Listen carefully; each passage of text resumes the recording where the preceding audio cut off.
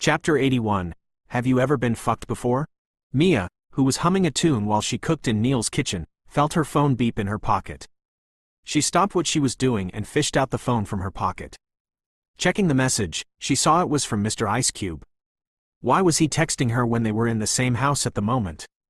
Mia thought as she tapped on the message. But reading the short content of the message, a frown settled between her brows. Huh? What are your sizes in everything you wear? Why was he asking for her sizes? She wondered, as she replied to him with a question. What do you mean? Neil's reply came immediately after she sent hers, and even though he wasn't in front of her, she could imagine the scowl on his face while he typed the message. The sizes of the clothes and everything else you wear. Yeah, she knew he was asking for her clothes size, but what she didn't understand was why he was asking that question. Mia pursed her lips and sent him a confused emoji along with a question mark. However, he replied fast once again.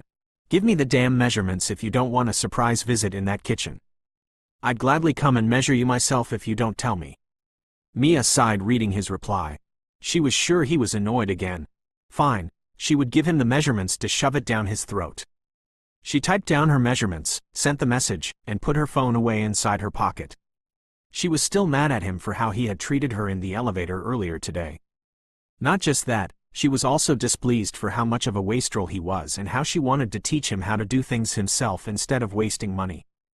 Didn't he know how much some people were struggling to get the things he disposed of? Mia thought to herself while she continued preparing the food, completely forgetting about the measurement matter as she immersed herself into cooking to clear her mind. Hours later, Mia had cooked several different dishes without even realizing it until she was done with them. She gasped as she glanced down at the kitchen island where she had put down all of her masterpieces. Grilled salmon with asparagus and quinoa was on one side. Then there was lemon garlic shrimp pasta, baked cod with roasted sweet potatoes, and green beans with other side dishes, not to mention the dessert she'd put so much effort into making. Actually, she hadn't intended to cook this much food. Whenever she got too emotional, she ended up doing some task to help clear her mind. She had forgotten this wasn't her house, but her employer's. And she didn't know if he would even like her cooking when he didn't like her touch. Mia bit down on her fingers as she thought of what she would do if he were to shout at her for cooking this much food in his house. As she was standing before the kitchen island, looking down at the dishes, she was completely unaware of the latter who had just walked down to the kitchen, following the sweet aroma that filled his house, with a laptop in hand. That is, until she heard his deep, husky voice fall beside her ear from behind. Did you cook all of this? He asked, making her jump in fright, almost knocking down a plate of salad. But he reached out his hand and swiftly grabbed the plate while keeping his laptop on the counter and glaring down at her. You are too clumsy for your own good, he scolded softly while flicking her forehead with his finger. Something he seemed to enjoy doing these days. Ouch, Mia rubbed her forehead while she craned her neck to look up at him with a small glare in her eyes. She noticed that he had changed into a casual house attire, knee-length black shorts with a sleeveless black shirt that had "fuck up" printed on its front. She flushed slightly and looked away from the crude words on his shirt. This man was completely unbelievable, she thought, as she suddenly felt shy just from the words on his shirt. Neil, who noticed the blush on her face, raised a brow. He had finished taking a shower an hour ago and stayed in his room to attend to some of his company's business matters on his computer before he would go out later at night to the military meeting. After he had asked for Mia's measurements, he had forgotten she was even in his house and in his kitchen until a sweet aroma swirled into his room. He had wanted to ignore it, but he couldn't. He had been salivating the whole time while he worked and his stomach had been growling. Without hesitation, he'd walked out of the room with his laptop in hand to come and see what the mischievous kitten was doing in his kitchen for hours. And now that he saw what she had done, he was amazed. She wasn't just intelligent, but she was skilled with cooking. However, what he found even more amusing was how she was blushing to the root from the words written on his shirt. She blushed like an innocent virgin. She was looking everywhere but his face and his shirt. Neil smirked, as he liked the colors on her face for some reason, and before he knew it, he found himself asking, "Haven't you ever been fucked before, Harrison?" Hearing his question, Mia was taken aback and her face reddened even more in embarrassment.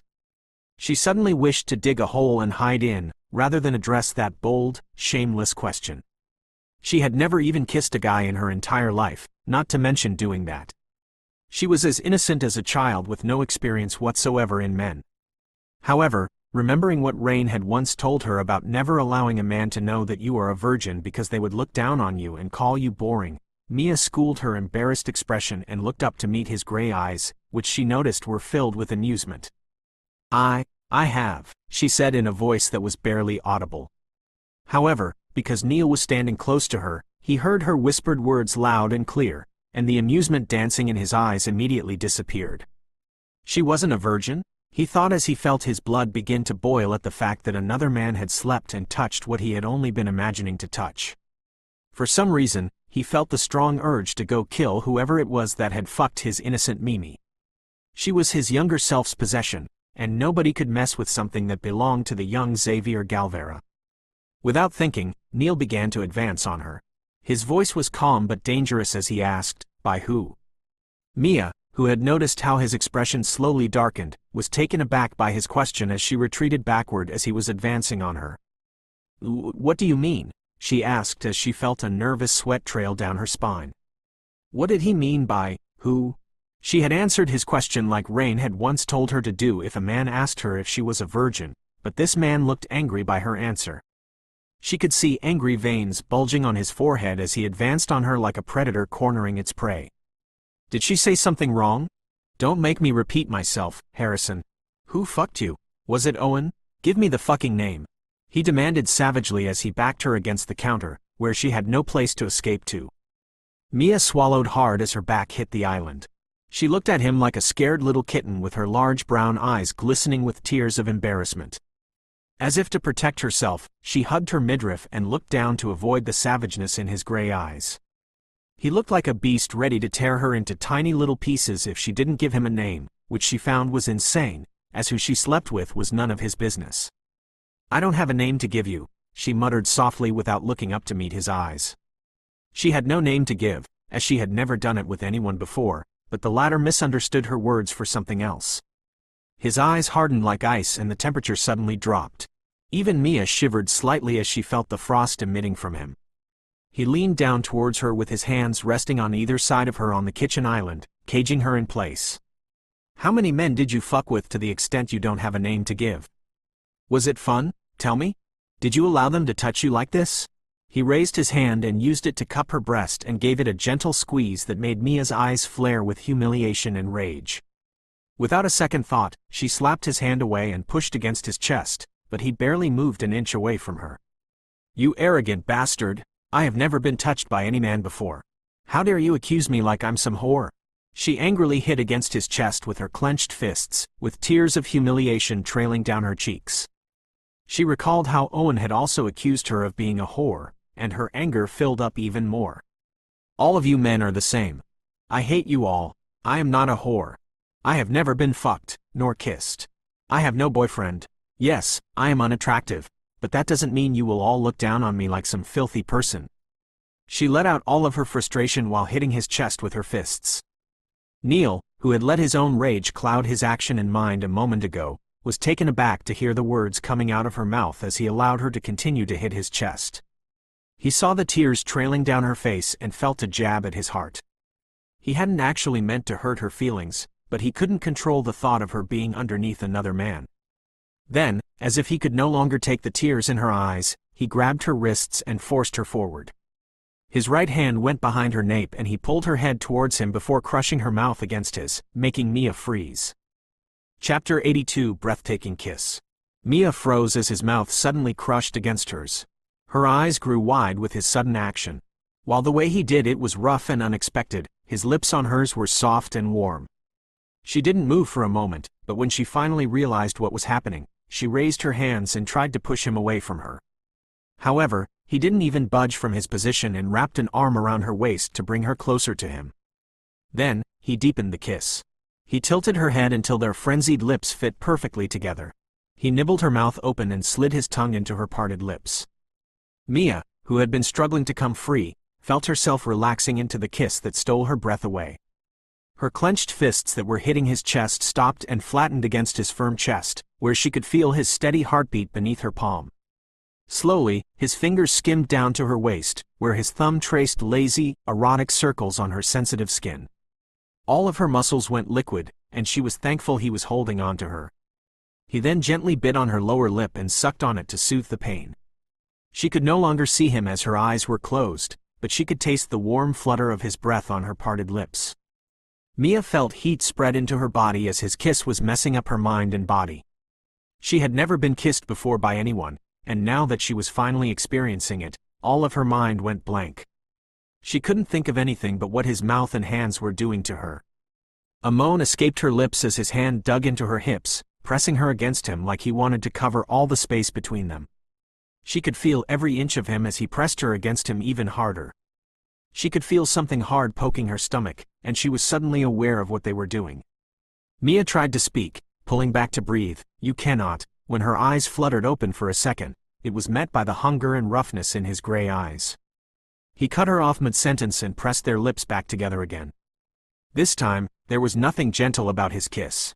He kissed her like he was dying of thirst and she was his water. He groaned against her mouth as he kissed her so hard and rough, leaving no room for her to digest anything or even think.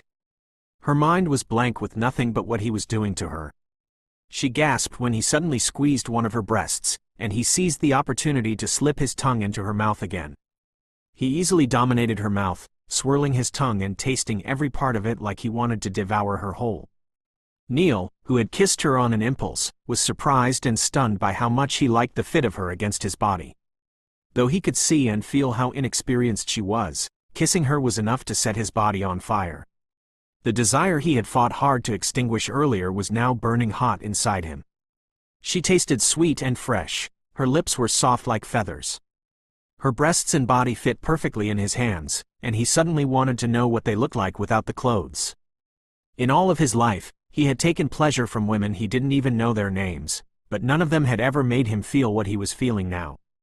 He used to hate touching their bodies and only took his pleasure, but this one was different. He wanted to touch and hold her on his bed. He wanted to mark every inch of her body so no other man would dare to cross the lines.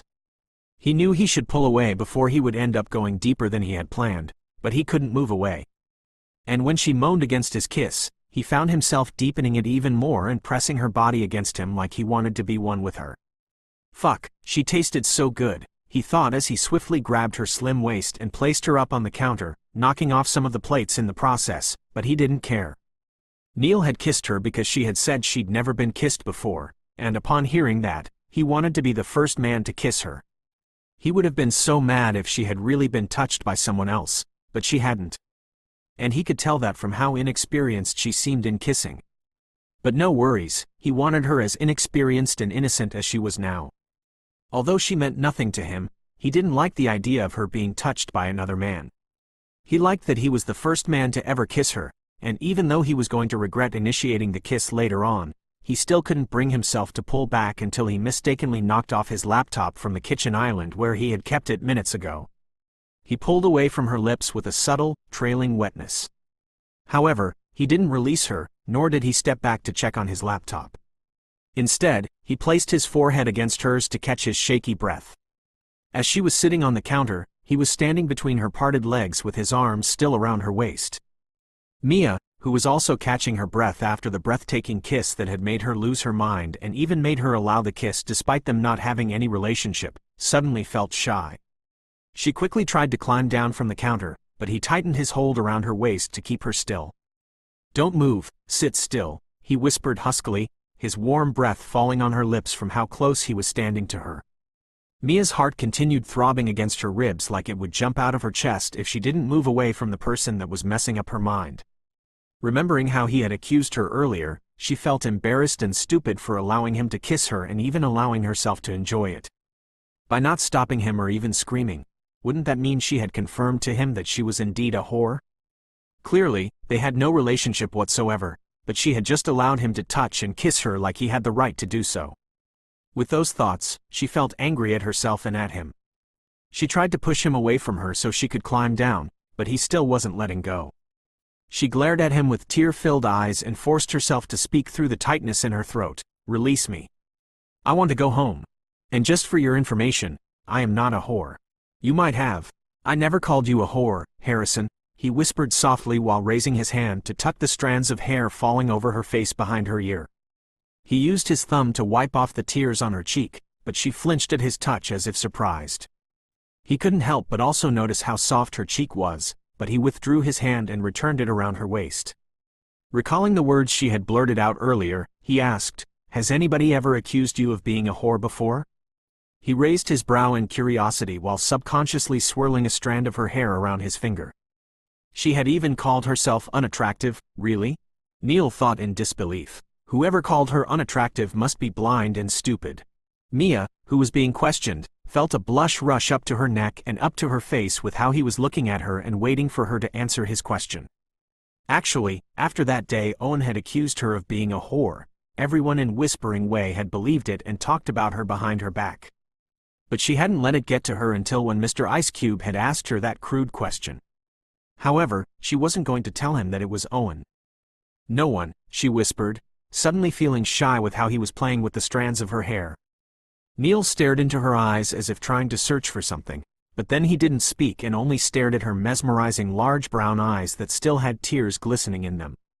Her lips looked slightly swollen from his rough kiss and her little nose and cheeks looked red.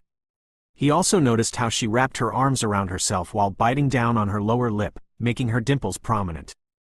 "Why are you so insecure about yourself?" he asked huskily while looking straight into her eyes. Mia was taken aback yet again by his question, but she wanted to avoid that question as much as possible. She was insecure for a lot of reasons, and talking about it with someone who wasn't even anything to her but an employer wasn't something she wanted to do. And as if the heavens were on her side, his phone rang in his pocket. Nonetheless, he didn't make any attempt to take out the phone nor move away from her. She looked down at his pocket, then looked up to his eyes. "Your phone is ringing," she told him as if he wasn't aware that it was ringing. Without moving away from her, he shoved his hand inside his pocket and brought out the phone. He picked it up while still looking straight into her eyes. Mia noticed how his expression slowly began to harden as he listened to what the person on the other side was saying. "I'm on my way," he replied to the person coldly, then hung up. He finally moved away from her and bent down to pick up his fallen laptop. When he stood up straight, he glanced at Mia with his usual stoic expression and said, "I will be going out. Someone will deliver some things here. Look through them and see if they are to your liking. If not, tell them to take it back. You can tell them your specific tastes, they'll get whatever you want." Saying that, he turned to leave, but Mia instinctively grabbed his hand to stop him. She didn't even know why she pulled him, but when he turned to glare at her hand, she quickly let go and meekly said, "What about the food? Aren't you going to eat?" "I am not Hun," he began to say, but his stomach chose to growl at that moment, making him curse under his breath. He was damn hungry and the aroma in the kitchen did nothing to make him less hungry. However, he couldn't stay to eat as he dared not delay the general's call. He glanced at the mouth-watering food and then back at the woman who had cooked them.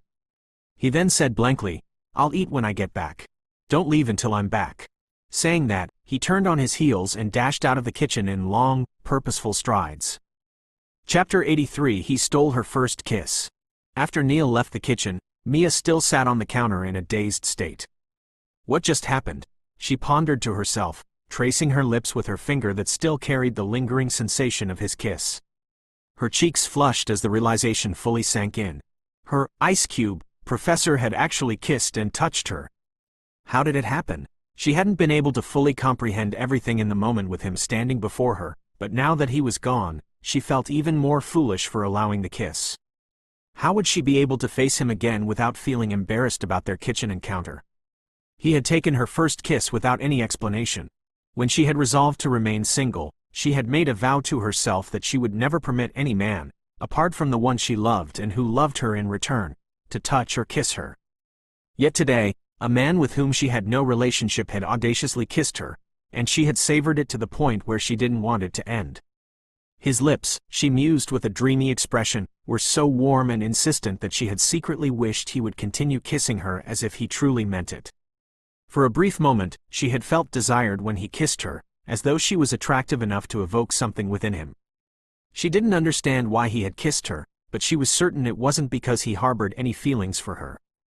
Someone like him would never, in a million years, be interested in her. With those thoughts, Mia felt a pang in her heart as she reminded herself to forget he had kissed her and held her as though she were more than the plain Jane they labeled her, as though she were a woman and not some unappealing girl who would make a man puke at the sight of her exposed legs.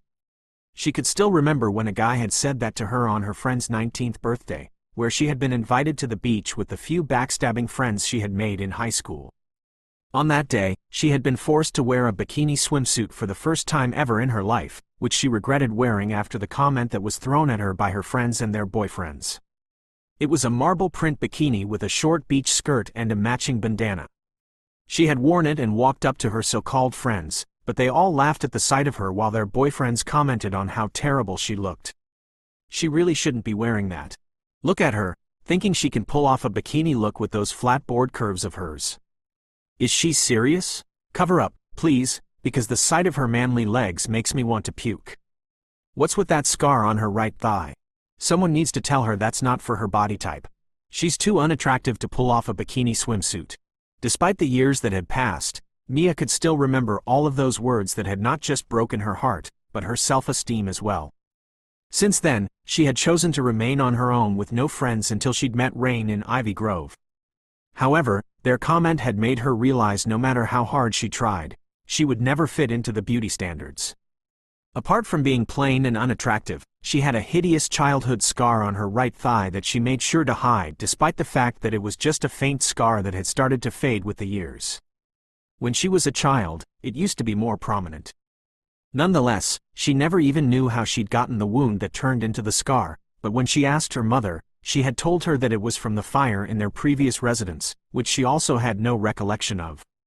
Even though she'd been complimented by Rain and her mother, Mia still believed she wasn't enough because her friend and mother were only saying that to make her feel better about herself. Mia sighed heavily and climbed down the counter, where she had been placed by the man who had made her begin to feel self-conscious about herself again. She had stopped caring about her appearances for a very long time, but after meeting him, she had suddenly started to feel self-conscious of her looks. Even though she knew he wouldn't fancy her, somewhere in her heart she hoped he wouldn't look down on her like the others. She dismissed the thought of the kiss and everything else and decided to focus on finishing up in the kitchen. Bending down, she picked up all the things that had fallen down when he placed her on the kitchen island. Since he mentioned he would eat later, Mia packed the food into an insulated container to keep it warm. Proceeding to wash the dishes, she remembered her silent plan to teach her employer how to do tasks like dishwashing instead of discarding them. Drying her hands on her apron, she retrieved a pen and paper from her school bag and wrote down brief notes, hanging one on the refrigerator and another on the trash can. Upon finishing, she smiled with satisfaction, hoping he would adhere to the notes in her absence. They had clearly agreed that she would work for him until he left Ivy Grove Institute, but thinking about it now, Mia felt disheartened at the thought that he would soon leave the university when the original professor returned. Realizing she wouldn't see him again left her feeling desolate. Despite there being nothing romantic between them, the thought of his absence pained her deeply. For the first time, someone had made her feel desired, evident from the hunger in his eyes during their kiss. She understood the desire behind his gaze without needing to be told. And thinking about it, she felt a rush of warmth envelop her, causing her to squeal and cover her face with her palm like a giddy schoolgirl. As Mia was in the kitchen scolding herself to forget about the kiss, she heard the robotic system voice in the apartment announce, "You have a visitor, Mr. Bennett." The voice startled her for a moment, but she quickly realized it was the house system computer. However, realizing that Mr. Bennett wasn't at home, Mia didn't know whether to answer the door or pretend there was no one at home and the visitor would leave. But then, recalling what he had told her about someone delivering something to the apartment, she decided to answer the door. When Mia opened the door, she was greeted by 3 young women holding countless shopping bags in their hands, and when they saw her, the woman in front tied her from her head down to her toes. The woman took in Mia's apron and her simple, plain attire and raised a brow. "You must be the maid." "Is Mr. Bennett at home?" she inquired impatiently while craning her neck to look beyond the entrance of the fancy apartment. She had been instructed by their fashion house manager to deliver the latest and most luxurious dresses and accessories to a woman named Miss Harrison on Mr. Bennett's behalf. She was not in the mood to interact politely with a maid. She was a busy person and would only act polite to her client. Noticing how the woman in front, who looked to be the leader of the 2 who stood behind, was glaring at her impatiently, Mia didn't let it get to her and politely said, "He is not at home. He just went out a few minutes ago. You can drop the message with. Then let us in so we can meet his girlfriend for whom he had ordered these attires." The woman cut Mia off with a displeased frown on her beautiful face. She then added, "We called him before coming, and he told us she is at his condo and we are to make sure she likes everything we brought. So, if you would step aside and let us in to do our business," said the fashionista while pushing her way inside the condo with her assistants following behind her, without giving Mia the time to process anything or try to stop them from entering. The fashionista had already spoken to Mr. Bennet, and he had told them to impress the woman in his condo with their designs, and she was sure the woman in his condo could only be his girlfriend as he had referred to her as Miss Harrison, not Ms. Bennet. But this maid was standing in their way, wasting the time they had to impress the madam of the house. Mia, who had been pushed aside by the three women, was taken aback by their rudeness. The woman had said she was here to meet Mr. Bennet's girlfriend, who Mia wasn't aware of until now. Did he really have a girlfriend? She suddenly felt a piercing pain in her heart at the thought that the man she was beginning to like had a girlfriend. She had thought of such a possibility before, but she had not let it bother her as he was just her professor. But after what happened in the kitchen, it felt to her like in her heart, he was more than just her professor and her employer. However, now she had suddenly been told he had a girlfriend, which meant she had gone ahead of herself yet again. "Hey, plain maid, where is Mr. Bennet's girlfriend?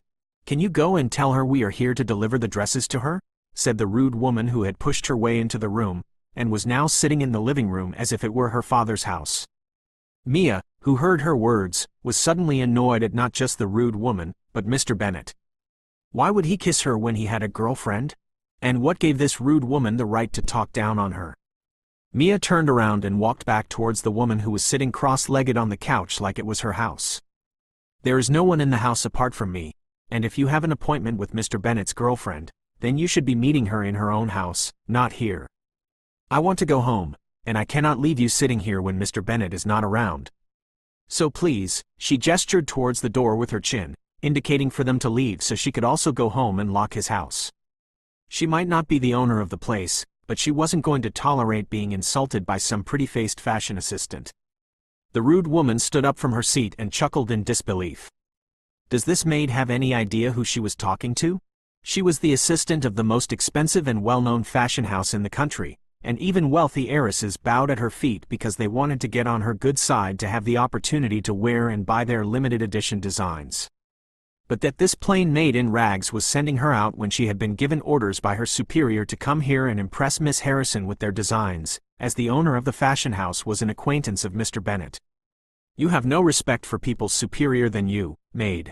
You are wearing clothes I'd use to clean the floor of my house, yet you have the guts to look at me and tell me to leave when I'm here on business with Miss Harrison. Do you know I can make you lose your job for being stupid?" she said arrogantly with her arms crossed against her chest while regarding Mia in plain disgust. However, Mia stood stunned in disbelief after hearing who the rude woman was here to meet. She was here to meet Miss Harrison? Chapter 84. Not interested. "You have no respect for people superior than you, maid. You are wearing clothes I used to clean the floor of my house, yet you have the guts to look at me and tell me to leave when I'm here on business with Miss Harrison. Do you know I can make you lose your job for being stupid?" she asked arrogantly with her arms crossed against her chest while regarding Mia in disgust. However, Mia stood stunned in disbelief after hearing who the rude woman was here to meet. She was here to meet Miss Harrison? Mia stood stunned for a moment before she remembered her professor's departing words in the kitchen. "I will be going out, someone will deliver some things here. Look through them and see if they are to your liking. If not, tell them to take it back and get you what you want." He had told her, but his words hadn't registered in her mind then because she was still struggling to digest the fact that they had just kissed. However, now that she thought about it, he had even asked for her measurements, which meant he had intended to buy her dresses just like he had said he would when he took away the dresses Jason had gotten for her that day. Her heart suddenly warmed at the fact that he was thoughtful enough to get her dresses. She was also relieved that he had no girlfriend and that the rude woman must have mistaken everything. However, she wasn't going to accept any of the dresses, knowing how expensive they must be. He had gifted her a very expensive guitar and even helped her speak to Xavier Galvera about her scholarship. He had offered her a job. He had done so much for her despite not knowing each other for a long time. She was grateful for everything, but she wasn't going to accept this one. She didn't want to be indebted to him forever. She wouldn't be able to ever repay him, and feeling indebted to someone was the worst feeling ever. Are you deaf, or are you just acting stupid to annoy me? I said you should call Miss Harrison and tell her we are here to assist her with the best trending designs. If you don't do as I instructed, I will make you lose your job." The rude woman scolded harshly while looking around the luxurious house to see if the person they were here to assist would come out of some room. She didn't know what was wrong with this stupid maid and why she wasn't going to call Miss Harrison and was instead standing there like a fool, staring at them with a frown on her face. Didn't she know that maids were supposed to treat guests with respect? She didn't even offer them anything to drink from all of those array of expensive wines in the glass cabinet behind her. She would surely make sure the stupid maid lost her job today for being stupid, thought the rude woman while standing up from the couch. Mia, who had initially thought to tell the women to leave as she wasn't interested in any of the dresses, thought otherwise after realizing how rude the woman had been acting the whole time. She wasn't going to accept any of the dresses, but then she would make sure this pretty-faced fashion assistant learned to show respect to every human next time. With that thought, Mia crossed her arms against her chest with an amusing smile playing on her face. "You should really watch how you speak to your client, miss. First, you barge into the house without me inviting you in, and yet you insult your client as if it's your grandfather's house. Tisk, don't you think you will lose your job for being disrespectful to your client?" The rude woman chuckled in disbelief as she arrogantly approached Mia with a smug expression. "You are indeed a stupid maid to dare talk to me like that. If you don't go and call Miss Harrison, I will. I am Miss Harrison. You are here to assist me and no one else. However, you have failed to impress me with any of the things you have." Mia cut her off calmly. She watched as the woman's arrogant face turned into a confused frown, but it was quick to break into mocking laughter. "How delusional you are to think you can trick me. Go and call Miss Harrison and stop wasting my time," she remarked mockingly while regarding Mia up and down. It was impossible for someone like this to be the person she had been ordered to assist. Her clothes alone were something one would get at a second-hand market. Her face looked ordinary, not to mention the apron she was wearing. Their fashion house was only known among influential families, and in all of her life, she had only been ordered to assist rich heiresses, and none of the heiresses would ever wear plain clothes like the one the maid was wearing. She would puke blood if this plain woman turned out to be Miss Harrison. Mia, who noticed how the woman was regarding her up and down, smiled innocently then said, "If you don't believe me, I will prove it to you." Saying that, she retrieved her school ID from her bag and showed it to the woman, who narrowed her eyes to see the photo and the name written on the ID. Her arrogant expression and demeanor slowly began to fall as she noticed Mia was indeed the person they were ordered here to assist. She swallowed nervously as she looked up at Mia's face with an awkward smile. "Do you believe me now, Ms. Arrogant?" Mia raised an amused brow at the nervous sweat that was glistening on the rude woman's forehead. Wasn't she being arrogant a while ago? Now she looked as pale as a sheet. Miss, I didn't mean everything I said. I was actually putting on an act when I came in to impress you. But don't mind everything I said. Oh, your clothes actually look like one of those casual looks we design in our fashion house." She tried to amend the insult she'd thrown at Mia about her clothes being the kind she used to clean the floor of her house. She was willing to say and do anything to impress Mia again, as she couldn't afford to lose her job if Mia were to complain to their manager about how arrogant and rude she was to a client. Working in a fashion house was a job any woman would kill to have, and losing it would be like losing her life. "What are you two doing still sitting down like lunatics? Get up and show Miss Harrison the designs we brought for her." She scolded the two interns who were still sitting down even after realizing they had messed up big time. The two interns quickly got up and began to bring out the dresses from their packages and other accessories. However, Mia raised her hand to stop them. "You don't have to stress yourselves. I am no longer interested in any of your designs. You can pack your things and leave." She gestured towards the door, immensely pleased that she had an excuse to give to Mr. Bennet if he were to ask her why she didn't take any of the dresses. She would happily tell him how rude the woman was and how the dresses she brought weren't something she would wear. That way he wouldn't force her to take any of them and also teach this rude woman a lesson if Mr. Ice Cube complained to the fashion house. Chapter 85 She is not a threat. As the sun began to set behind the horizon, the bustling city of Zen was bathed in the sunset, making the city's skyscrapers glisten like diamonds under the golden color. However, far away in the deserted part of the city, a huge mansion could be seen standing alone in the vast, desolated forest part of Zen. Outside the mansion, several vehicles were parked, glimmering under the sunset. Inside the mansion, the soldiers were having their secret meeting in the dimly lit dining hall where they all sat in tense silence as Neil stood before them, explaining their Monday mission strategy. His gaze, like darkened steel, swept across the room. Monday's operation is crucial. Doc Kroll's men will most likely disguise themselves as students to carry out their shipments. It's going to be hard to distinguish them from the students. So, we also have to blend in to catch them red-handed. Remember, no distractions, no deviations. You all are to play the role given to you," he declared, looking around the room. They had come this far, and Monday was their last chance to catch the men working for Doc Kroll and put an end to the illegal activities going on underground. However, that wasn't the only reason Neil had dedicated his life to the military and even came out of seclusion. He had his own personal mission, to catch the leader of the organization and avenge his family. He would do anything to get his hand on him. Neil suspected Kelvin Rodrigo as the monster who killed his family, but he had no evidence to prove that the man wasn't the businessman the world thought him to be. Kelvin was a cunning bastard with many tricks up his sleeves. "Any questions?" Neil asked them as he looked at each one of them. Jason, who was seated among the men with his swollen nose still in the process of healing from the punch he'd received that night from the box, shot a disdainful look at Neil and said, "I have a question. I hope you won't let your newfound interest in one of the girls at Ivy Grove compromise this mission just like you've done once in the past?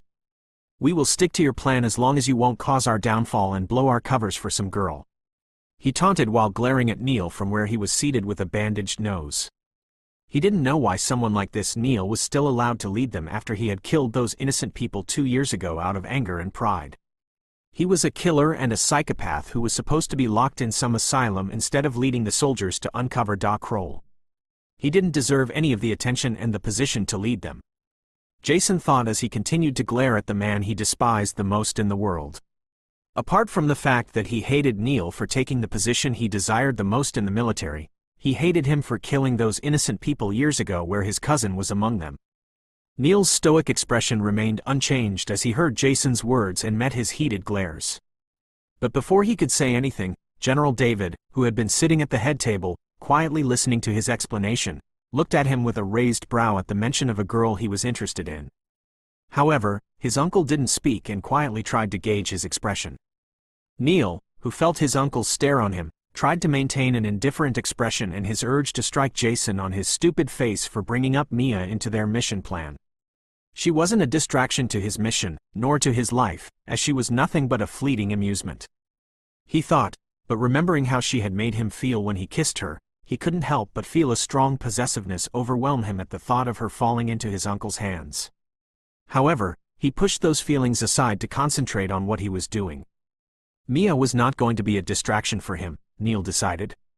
However, to his uncle, who had ensured that he had no distractions in his life since the day he took him in 15 years ago, Mia Harrison would pose a threat if he were to discover Neil's hint of interest in her. Therefore, he chose to ignore Jason's stupid remarks and the intense gaze of General David, and carried on with his explanation. General David, with his black hair streaked with a few strands of gray at the front, had a stern expression that commanded respect. The soldiers both respected and feared him due to his influence in the military and the country. He had made a name for himself at a young age, and some believed that his influence was the reason his nephew had escaped punishment for a crime he had committed years ago, which the general had covered up to avoid any scandal that could tarnish the family's reputation. However, they were unaware that the young man was still enduring the harsh punishment inflicted by General David. As he continued to gaze at Neil until he finished explaining to the soldiers, the general contemplated this. Not long, Neil was done with his explanation. His plans were meticulously discussed, routes, disguises, signals, all strategized to perfection. Each soldier knew their role, and the tension in the room dissolved into a sense of purpose. After he was done, General David permitted them to leave and start preparing for the Monday mission. Everyone began to leave one by one. As Neil moved to leave along with Liam, General David's stern voice called him back. "Neil, stay." Neil's heart involuntarily skipped a beat at the sound of his uncle's voice, but he maintained his composure and appeared indifferent, standing straight before his strict uncle. It wasn't that he was scared of the man, it was just the discipline that had been carved into his bones at a very young age that made him waver every time he was alone with General David. He could still remember all of the hundreds of lashes from strong military whips he had received whenever he dared to shed tears as a teenager in the military. He wasn't allowed to have fun, nor do things his age mates were doing. He was a boy on a mission, his uncle would always remind him. He must not get swayed by anything but focus on bringing down Doc Kroll and nothing else. Even his father's company was considered a distraction by the man because he never liked Neil's father, as he blamed him for causing his sister's death years ago. Neil had stood up to the general for the first time. He insisted he sold all of the Galvera's company branches in the country. He had refused straight up without any hesitation. If there was another thing Neil cherished other than his mission, it was the Galvera legacy in the world. However, now that he was asked to stay back after the meeting was over, he could already guess the reasons for it, which he wasn't in the mood to discuss, but also couldn't walk out on the general. General David's dark eyes stared up at Neil as if he was trying to look through his soul while tapping his fingers on the table. Without looking away, he questioned Neil. "What's this about a girl at Ivy Grove Wallace mentioned? What is your relationship with her?" Neil's expression remained unchanged, a mask of indifference as he replied, "Just someone I'm assigned to supervise at the university. Nothing more than that. If you are worried that I will jeopardize this mission because of her, rest assured, because she's nothing but some annoying student I have nothing to do with," he assured with a cold detachment in his tone. If he dared to show the tiniest signs of interest in the girl, then he would be sealing her fate to death. She would be announced dead in a way that would look like an accident to everyone. Even though she didn't mean anything more than his amusement, he didn't want her dead. He still wanted to explore her and make her open up to him both physically and emotionally until he'd fed his curiosity about her childhood lost memories. But that was also an impossible desire because he planned to wipe her out of his life the moment he was done in Ivy Grove, which would be in 2 days. General David didn't look convinced by Neil's words, despite his expression not giving anything away but his impatience of being asked to stay. He stood with his hands behind his back like the soldier he was. David narrowed his dark eyes suspiciously as he asked, "I have always told you, emotions and attachments are just a weakness that will stick to you, pulling you down into failure. Are you sure this said girl means nothing to you, Neil?" Neil, knowing the underlying question and what it would lead to, affirmed sternly. "She means nothing, and won't interfere with my mission or life, sir." General David chuckled darkly. "Really now?" he said as he retrieved a few photographs and placed them before Neil. "Then tell me about this. Why were you in a local market with her when you should be working on the plan?" he asked, his voice dropping into a dangerous whisper. David had been away for a while, but he had his eyes on the young man. His men were hidden at every angle to keep an eye on him, to know what he was doing. General David had come back because of the importance of the mission on Monday. He had worked hard in disciplining this stubborn nephew of his into the soldier he was today. He wasn't going to let some stupid, random girl ruin all of his hard work before Neil faced the enemy. Thus, he had to know what all this was all about before taking care of the girl. Neil looked down at the photographs where he was walking in the local market, carrying the grocery bags for Mia, whose face wasn't clear in the photographs as she had turned to the side looking at something. In another photo, it was when he leaned down to drink from her straw. Neil's eyes darkened as he noticed how intimate the moment seemed in the photographs. His hands clenched behind him as he held himself from cursing and slamming his fists on the table. Who was the fucking person that followed him without his knowledge? All of his senses were honed by his years in the military. He used to know when someone was following him despite the distance, but surprisingly, he hadn't sensed this bastard who took all of the photographs in the market. How unusual. One thing Neil was yet again thankful about was the fact that in all of the photographs, Mia's face wasn't clear. She had her back to the camera when he leaned down to drink from her Coke. He then straightened up and schooled his irritated expression to reply to his nosy, controlling uncle, who always never knew to stay the fuck out of his personal life. Neil had grown up from that teenage boy he used to beat and control, but after he had killed those people 2 years ago, his uncle had come back to controlling him again, and he couldn't do anything but follow everything he said to save himself from rotting behind bars before avenging his family. "I have no relationship with that girl. It was you who told me to get the girl who gave the information to the media into giving me more information. I was doing just that in a way she wouldn't suspect my intention. If you don't trust my judgment, you shouldn't have brought me back to the mission when I gave up and went to live in seclusion on my island," he remarked calmly, but his expression was darkened, a mixture of frustration and anger bubbling beneath his calm surface. General David's expression still didn't look convinced because he knew how much Neil would never step out of his principles just because he asked him to get some information from the girl. It was either he tortured the girl or manipulated her into giving him the information he wanted, but he would never go to a local market and even carry all the bags for her because he wanted some information.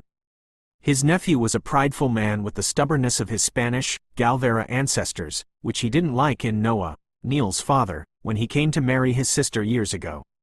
They had an ego and the features of a face that looked as if it had been cast in steel by an artist intent on portraying cold, ruthless, determined, and ancient Spanish nobility.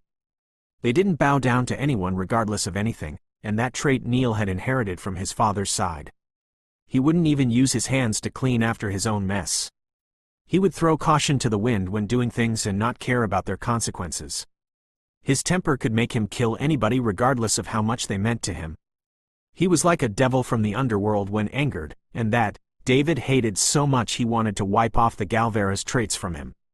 The general thought while staring at Neil. However, he didn't say anything. He had taken it upon himself to make sure the young man would take the trait of his mother's side of the family by giving him good discipline, but it seemed he would never learn to yield to him completely until the day he would kill every little thing he cherished, and Neil hadn't seemed to cherish anything again from the day he got rid of the street dog the young Neil had rescued from a whorehouse. But now there was a girl. General David leaned back on his chair, scrutinizing Neil before he said, "Prove it to me that she is nothing. And make sure she won't jeopardize our mission, because if she does, you'll give me a reason to take action on the girl just like every other thing I have gotten rid of from your life."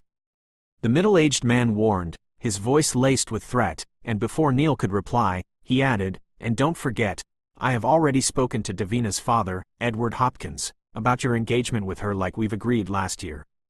Once she's back from abroad, we will arrange everything." Neil clenched his jaw tightly to control himself and the raw rage boiling inside him. He hadn't agreed on marrying Davina, nor did he deny it, as he knew what would happen if he dared to deny. He would be sent to prison. He clenched his fists and nodded in reluctant agreement. "Understood."